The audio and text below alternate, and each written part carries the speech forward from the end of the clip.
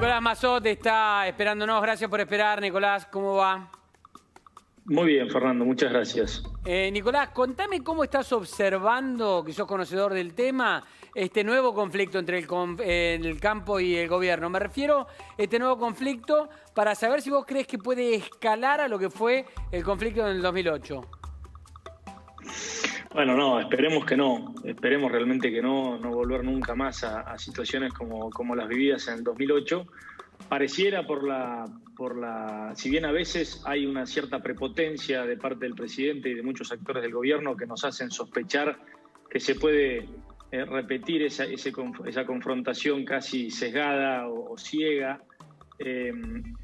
También hay que destacar que vemos a veces reacciones como la de ayer a la tarde, en donde pareciera que hay más predisposición a la escucha y al entendimiento, que a veces falta en los funcionarios de gobierno de lo que el campo verdaderamente representa, ¿no, Fernando? O sea, hay en la Argentina, lamentablemente, y se ha agravado muchísimo en los últimos, 15 o 20 años, y el episodio del 2008 fue muy nocivo para esa visión, una cierta imagen del campo de que pareciera que está lleno de millonarios especuladores que lo único que hacen es tirar semillas y esperar cómodamente en sus casas a que vengan las ganancias, y es un enorme desconocimiento, una visión muy porteña de la realidad de nuestro país, que es totalmente diversa. El campo son los paperos de Villa Dolores o de Balcarce, son los arroceros de Corrientes o del Chaco. El campo son los tamberos de Sunchales, son microemprendimientos familiares muchas veces, en donde todos los miembros de la familia trabajan, donde se arriesga muchísimo, donde el riesgo climático juega un rol importantísimo, cada vez más importante, donde hay mucho riesgo, es un negocio de mucho movimiento de activos, de poco margen, de mucho riesgo.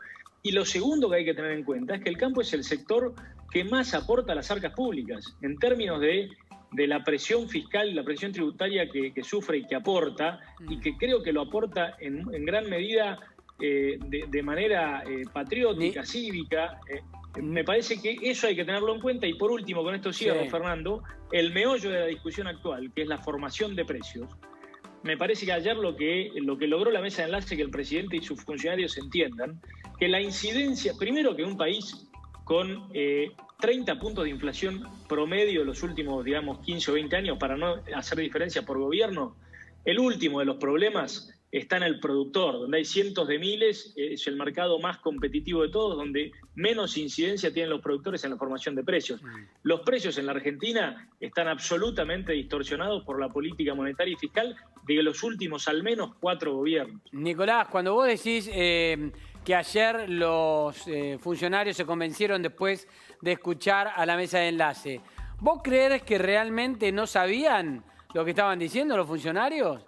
¿Vos crees que los economistas de gobierno no saben cuál es la verdadera incidencia en la cadena de costo sobre alimentos? ¿Vos crees que efectivamente Alberto Fernández no lo sabía? Te lo pregunto en serio, para saber si crees que efectivamente faltaba esa reunión para que entiendan que estaban diciendo mal las cosas o le estaban diciendo adrede. Yo creo que en más de un caso sí hay ignorancia. Y no es una crítica, Fernando, es absolutamente razonable que nosotros reconozcamos y que los políticos reconozcan que no saben de todo y que son muchas más las cosas que no saben y que ignoran que las que sí saben. Entonces, la virtud de un político no es saber de todo. La virtud de un político es saber cómo moverse, en cómo lidiar con los conflictos. Es decir, efectivamente, en la Argentina la inflación genera conflictos redistributivos permanentes. Estamos permanentemente discutiendo precios y salarios e impuestos, porque hay un factor distorsivo, el impuesto más injusto de todos, que es la inflación, que es una forma que tiene el Estado de financiarse cuando no le cierran las cuentas. Entonces, obviamente que eso genera tensión. La virtud del político no es sabérselas todas. La virtud del político es saber cómo intermediar para que esos conflictos no escalen.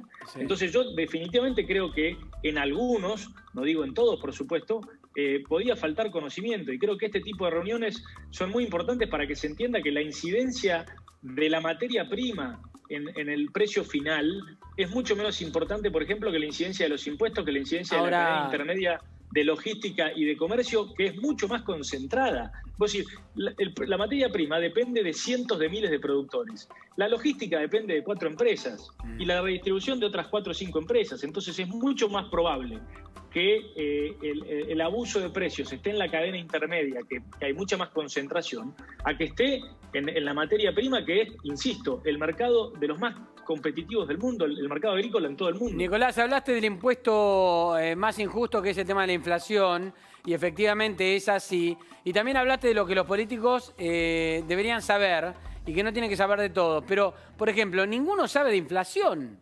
Ninguno, ni este gobierno, ni ustedes cuando estuvieron en el gobierno, ni el gobierno anterior, ni la primera versión del kirchnerismo. Digamos, es endémica la inflación en la Argentina. ¿Qué es lo que pasa? No habría que... A ver, en algún momento cuando se discute el fútbol dice vamos a importar árbitros del extranjero porque no pueden arbitrar. ¿No habría que importar economistas para ver qué es lo que pueden hacer? No, definitivamente creo que no, porque a diferencia de otras problemáticas en la economía, la inflación no tiene una dificultad técnica. Digamos, yo creo que la causa de fondo de la inflación la conocen absolutamente todos, políticos y no políticos, y es la predisposición al gasto público de sucesivos gobiernos, digo, para no partidizar esta discusión, y la falta de una de dos cosas: o un plan de crecimiento sostenido en el tiempo, para lo cual hacen falta acuerdos políticos que generen credibilidad en quienes tienen que invertir, que no son nada más que multinacionales extranjeras, sino son sobre todo la sumatoria de los argentinos que tienen tantos ahorros fuera del sistema financiero. Entonces, o haces un acuerdo político de todo el arco político que verdaderamente deje en claro cuáles van a ser los sectores a los que vamos a apostar, cuáles van a ser nuestros socios internacionales, y que dé certidumbre sobre las políticas macroeconómicas para que exista inversión y el crecimiento económico licúe el gasto público, y entonces abandonemos la inflación. Ese es un camino. Y el otro camino, que es el más costoso, el más doloroso, y que es el que hay que hacer cuando no tenés una salida por el crecimiento económico, es empezar a decidir de qué manera achicás el gasto público, porque entonces después caemos en estos falsos anuncios, que por supuesto son muy buenos. Siempre es bueno que bajen los impuestos en la Argentina, claro. Pero ahora estamos celebrando que va a haber un aumento en el mínimo no imponible de ganancias, cuando eso debería estar legislado como nosotros legislamos hace 3 o 4 años, de manera automática, es decir, indexado. No debería ser el gobierno de turno, al igual que ocurre en las jubilaciones, que anuncie como una buena noticia que te están devolviendo en el bolsillo derecho lo que te están sacando del izquierdo por la inflación. Debería haber un sinceramiento en donde tengamos en claro a qué sectores sociales les queremos aliviar la carga, a cuáles le vamos a pedir un esfuerzo superior, y que de una vez por todas cierren las cuentas para dejar de emitir y generar inflación. Mi compañera Amalia también quiere participar, Amalia. Gracias, Fer. Nicolás, Amalia Guiñazú te habla. 2 preguntas. Te voy a hacer una más profunda y una más coyuntural. ¿No existe un fantasma consuetudinario de alguna manera, digo, de la costumbre de esto de que en algún momento siempre fuimos un Estado pobre? Te estoy hablando de la historia, hace mucho tiempo atrás, porque entonces también hay desconocimiento histórico, ¿no? Me parecen los gobernantes, y donde en realidad quienes tenían el poder eran quienes tenían dinero, ¿no? Los terratenientes, por una cuestión de negocios, internacionales. ¿No hay algo que todavía queda de eso que hace que los gobiernos más socialistas, peronistas, justicialistas, siempre pongan el ojo en el campo, que se supone que son los que más plata tienen, cuando se olvidan de los otros pequeños productores? Esa es una. Y la otra es, ¿no hay que ceder de las dos partes también? ¿No sentís que ninguna de las dos partes cede? A ver, empiezo por la segunda, si me lo permitís. Yo creo, la verdad, siempre, en cualquier conflicto, comparto con vos que en general las soluciones suelen estar en el medio, a veces más cerca de un lado, otras veces más cerca del otro.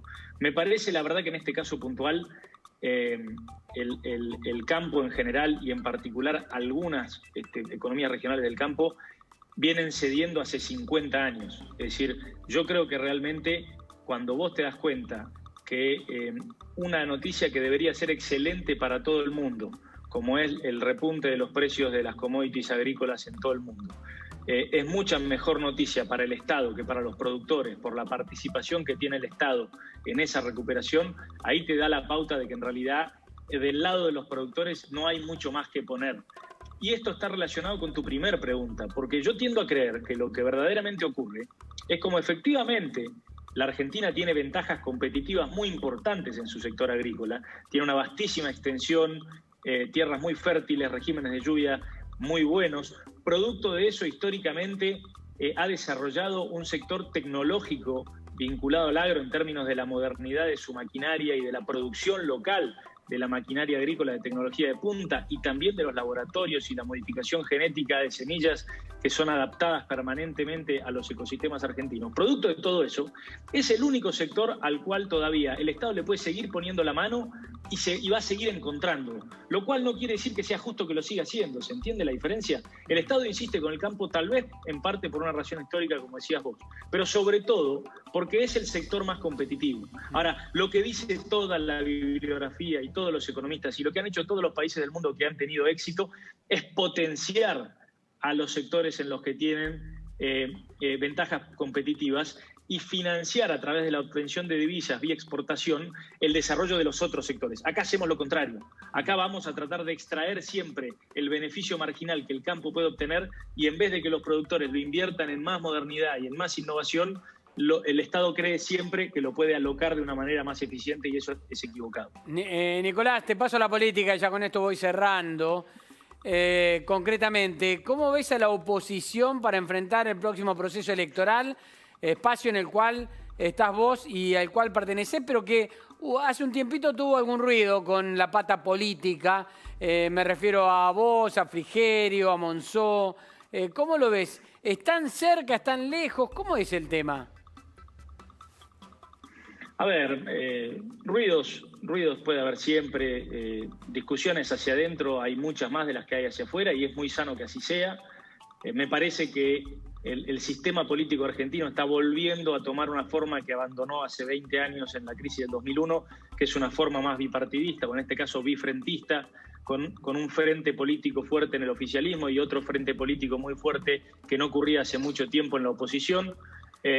Y precisamente como son frentes y son más diversos, es razonable que existan diferentes visiones y matices, y yo lo considero muy sano y muy útil para el caso de Cambiemos, ya que uno de nuestros objetivos es volver a seducir a esa porción del electorado que nos acompañó en el 2015 y nos dejó de acompañar en el 2019, y yo creo que definitivamente para lograr eso tenemos que dotarnos de más democracia interna y de más discusión y poder exponerla frente al electorado, y para lo cual eso necesita, por ejemplo, de las PASO. Entonces te empiezo a responder la pregunta de cómo estamos frente a las elecciones. Estamos muy bien como frente político, pero necesitamos alguna certidumbre mayor respecto de las reglas del juego.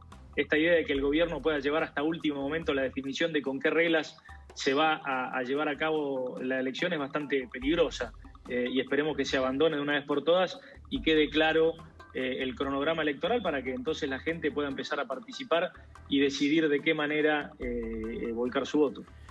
Bien, perfecto. Nicolás Massot, gracias por la entrevista con la